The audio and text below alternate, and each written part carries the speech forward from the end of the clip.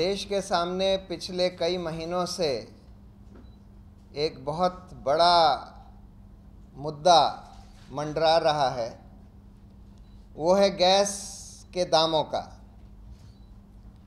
पिछली सरकार ने, जो यूपीए सरकार थी, उन्होंने एक फ़ैसला किया कि इस साल 1 अप्रैल से गैस के दाम दुगने कर दिए जाएंगे, यानी कि जो आज $4.2 पर MMBTU जो गैस का दाम है, उसको बढ़ाकर $8.4 पर MMBTU कर दिया जाएगा।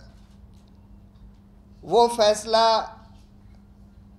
आम आदमी पार्टी ने एक इलेक्शन कमीशन को पिटीशन देकर कि चुनाव होने वाले हैं और इस तरह का कोई बड़ा पॉलिसी डिसीजन चुनाव के दौरान नहीं लिया जा सकता और ये मुद्दा सुप्रीम कोर्ट में लंबित है, इस आधार पर इलेक्शन कमीशन ने इस पर रोक लगा दी।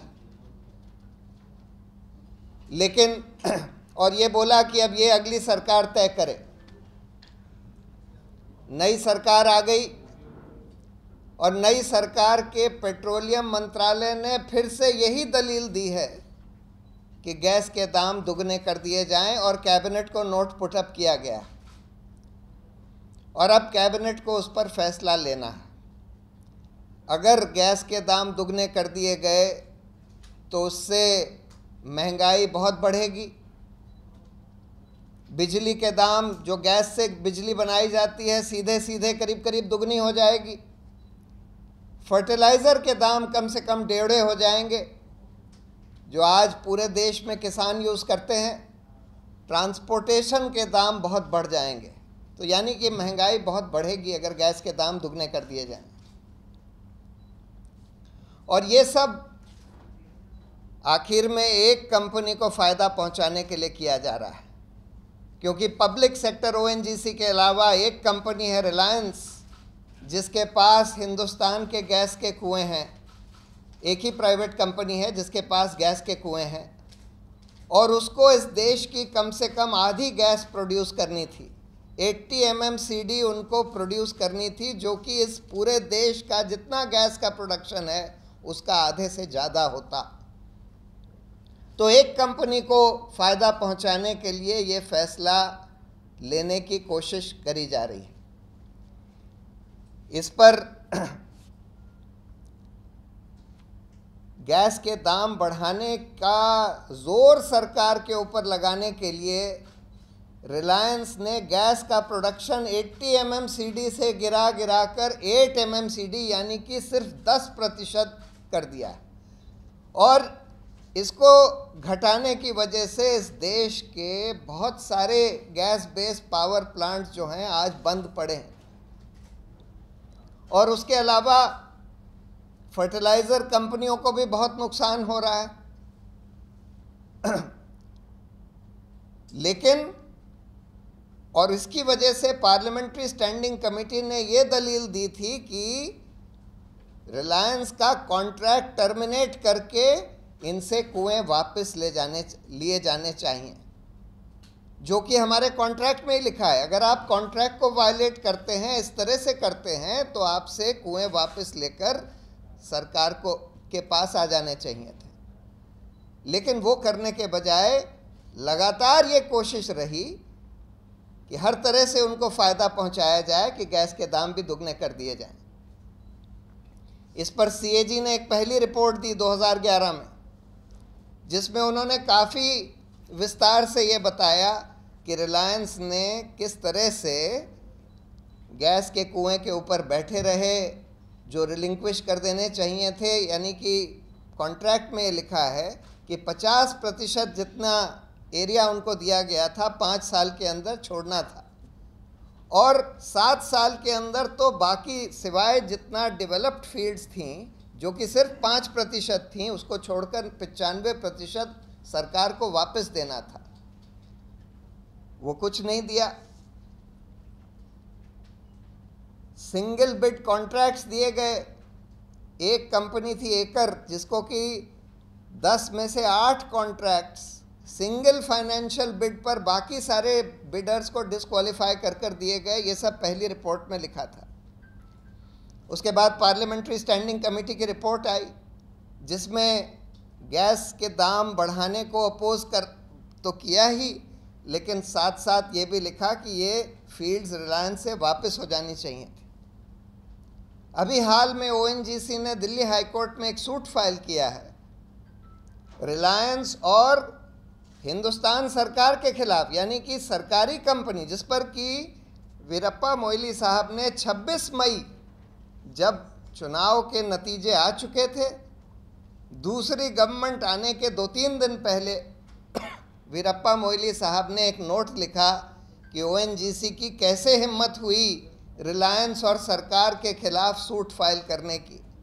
और उस सूट में ओएनजीसी ने लिखा है कि रिलायंस ने ओएनजीसी की गैस फील्ड से 30,000 करोड़ रुपए की गैस चोरी करी है। 30,000 करोड़ रुपए की गैस चोरी करी है, उस सूट में ओएनजीसी ने लिखा है, जो कि रिट सरकार और रिलायंस दोनों के खिलाफ है। ये सिचुएशन थी। और अब कुछ ही दिन पहले सीएजी ने अपनी दूसरी रिपोर्ट, 84 पेज की रिपोर्ट, सिर्फ इसी रिलायंस के गैस की फील्ड्स के बारे में दी है। और इस 84 पेज की रिपोर्ट में बहुत सारी चीज़ों के खुलासे करे गए हैं, जिससे कि अगर आप पूरी रिपोर्ट पढ़ें तो जो पूरा चित्र सामने आता है वो ये आता है कि हर तरह से कोई चीज़ नहीं छोड़ी, हर तरह से रिलायंस ने सरकार को और इस देश की प्राकृतिक संपत्ति को लूटने की, चीट करने की हर तरह से कोशिश करी है और सरकार ने ये सब होने दिया। इस रिपोर्ट में ये लिखा है कि रिलायंस ने बिल्कुल बेईमानी से अपने रिजर्व्स का एस्टिमेट बढ़ाकर उसमें जो खर्चा होगा उसको इन्फ्लेट करके, यानी कि पहले उन्होंने बोला था कि हम लोग के यहाँ पर जितने रिजर्व्स हैं, रिकवरेबल रिजर्व्स हैं 3.81 ट्रिलियन क्यूबिक फीट, और बोला कि हम इसमें $2.4 बिलियन का खर्चा करेंगे और उससे 40 MMCD गैस निकालेंगे। उसके बाद उसके 6 महीने बाद उन्होंने एक दूसरा रिवाइज प्लान दिया और बोला कि नहीं, अब हमको पता लगा है कि इसमें 12 ट्रिलियन क्यूबिक फीट, यानी 4 गुनी ज़्यादा या 3.5 गुनी ज़्यादा गैस है इसमें, और हम $2.4 बिलियन के बजाय $8.8 बिलियन खर्च करेंगे और हर रोज़ 80 MMCD गैस निकालेंगे। और आज हम ये देख रहे हैं कि वो कहते हैं कि हमने 8.8 किया, हमने $10 बिलियन से भी ज़्यादा खर्च कर दिया। क्योंकि खर्च क्यों बढ़ाते हैं? क्योंकि ये पूरा खर्चा जो है सरकार के खाते से निकाला जाता है, यानी कि इस देश की तिजोरी को लूटकर वो पैसा खर्च किया जाता है, यानी कि उससे जो गैस बेचते हैं उसमें से निकाला जाता है, जो कि अदरवाइज सरकार के पास आता। तो $10 बिलियन खर्च कर दिया और प्रोडक्शन 80 MMCD के बजाय 8 MMCD पर ले आए, यानी कि 10% पर ले आए। और अब कह रहे हैं कि हम प्रोडक्शन तब तक नहीं बढ़ाएंगे जब तक हमारे गैस का दाम ना बढ़ाया जाए, और गैस का दाम आप दुगना करिए तब हम प्रोडक्शन बढ़ाएंगे, यानी कि उस गैस को होल्ड कर रहे हैं कि जब दाम बढ़ेगा तब हम ये गैस बेचेंगे। दूसरा इसमें लिखा है कि इन्होंने अपना कैपिटल एक्सपेंडिचर खूब इन्फ्लेट किया। पहली रिपोर्ट में भी लिखा था कि एक कंपनी एकर, जिसको कि 10 में से 8 कॉन्ट्रैक्ट सिंगल बिड के बेसिस पर दिए गए, उसी रिपोर्ट में लिखा था कि एक फ्लोटिंग प्लेटफॉर्म था जो कि $1.1 बिलियन यानी कि 6,000 करोड़ में खरीदा गया। उसका दाम शायद बहुत कम होता उससे, लेकिन बाकी सारी कंपनियों को बेईमानी से डिस्क्वालीफाई करके उस कंपनी को जो डिस्क्वालीफाइड थी उसको क्वालिफाई करके वो दे दिया गया। इस रिपोर्ट में तो बहुत सारा ब्यौरा दिया गया है कि कैपिटल एक्सपेंडिचर इन्होंने किस किस तरह से बढ़ाया। कि वो कहते हैं कि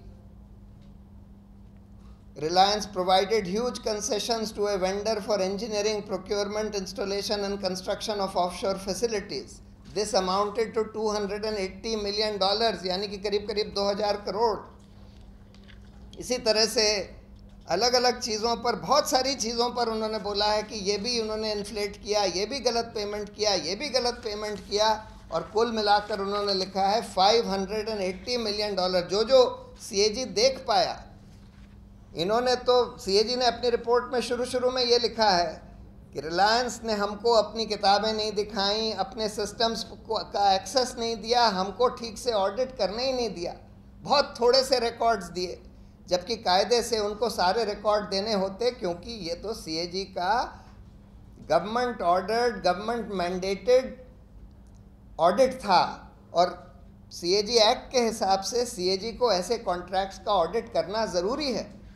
यही सुप्रीम कोर्ट ने हाल में बोला है टेलीकॉम के बारे में, टेलीकॉम कंपनियों के बारे में, कि उनका भी ऑडिट होना होगा, क्योंकि उसमें रेवेन्यू शेयरिंग होती है। इसमें तो सीधा सीधा, क्योंकि production sharing, profit sharing contract है, तो इसमें तो CAG का ऑडिट होना ही था, लेकिन इन्होंने ऑडिट पे हर तरह की बाधा डाली। फिर भी जितना भी CAG ऑडिट कर पाया, जो भी रिकॉर्ड देख पाया, उसके हिसाब से उन्होंने लिखा है कि कम से कम $580 मिलियन, यानी कि 3500 करोड़ का तो बिल्कुल इर्रेगुलर, इम्परमिसिबल एक्सपेंडिचर किया गया।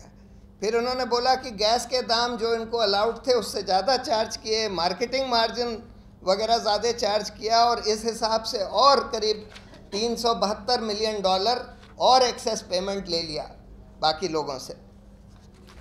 फिर इन्होंने लिखा है कि इन्होंने जितना अपना प्रोडक्शन करना था, 80 MMCD प्रोडक्शन करना था, वो कायदे से उनके लिए कॉन्ट्रैक्चुअली ज़रूरी था 80 MMCD प्रोडक्शन करना, वो नहीं किया, उसको 8 MMCD कर दिया। उसकी भी पेनल्टी लगानी चाहिए थी सरकार को, क्योंकि उसकी वजह से तो बहुत ज़बरदस्त नुकसान हुआ।